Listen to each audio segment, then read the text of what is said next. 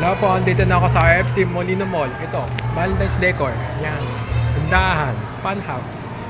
And belated happy CNY plus Valentine's Day sa IFC Molino 3 Mall, Bacoor, Bahay Loob. Ayan. Diba? Ito, Watsons. Ito ang IFC Home Furniture. Ito ang Emilus.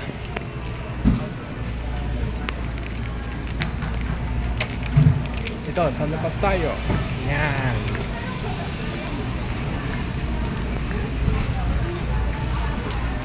Ito po tayo food court ng IFC.